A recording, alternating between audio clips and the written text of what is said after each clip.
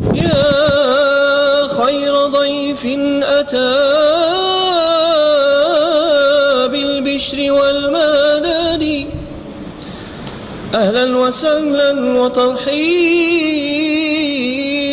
بلا عدد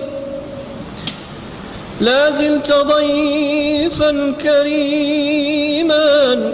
زائرا أبدا مكرما بقرى الطاعات والسدد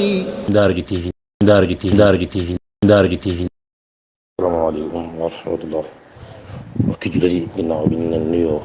ñu ngi leen di ziyaara leen jox seen naafila tey moo doon ñeenti rakka bu danga tam Faatiha benn yoon qul huwa Allaahu ahad ñaar fukki yoon seen naafila tey doon ñeenti rakka bu danga tam Faatiha benn yoon qul huwa Allaahu ahad ñaar fukki yoon sëriñ bi wax na ko def mën na ko jàng Tawreet Sabuur Furqaan Linjiil te def na mel ne bu ngi doog judd ci ñëw si tey ci ay bakkaar te mel ne na ko moom adduna ak li ci biiram lépp waaye defaat lépp ci yoonu yàlla. waaw suñu yóbbulu tey day jëm ci laylatul xadr mu nekk ci biir weer koor waaye di bis bu tedd di bis bu màgg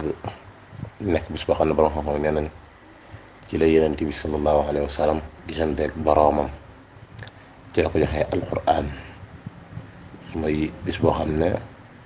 ay ngëneelam bari na lool waaye lan noonu des ci lal ndax tamit xamoon nan soxna May ñoo ci meloon waaye bis la boo xam ne tamit Cheikh Ibrahima Fall ci lañ koy bàyyi xel ñu bëgg a wax ne kon njàngal li ci def rek mooy ne naktal lu baax ku ci yàlla yamale war na ci góorgóorlu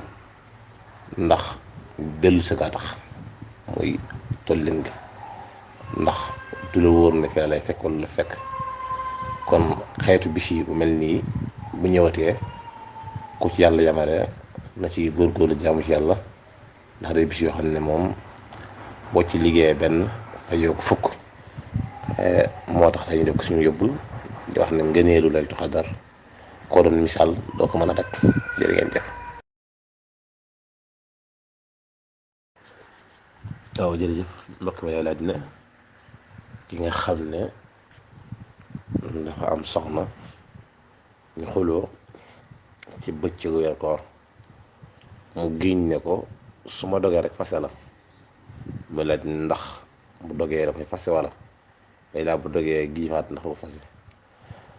waaw bu xasee giñ na ko nangam misaal mu ne billaahi su may dog di la fase ma moom fasu na mooy jàpp na buy dog da koy def incha allah boo xasee wax loolu rek fase mi jàpp na bu dogee da koy fase donte dafa giifaat day dem jëlaat soxna waaye nag moom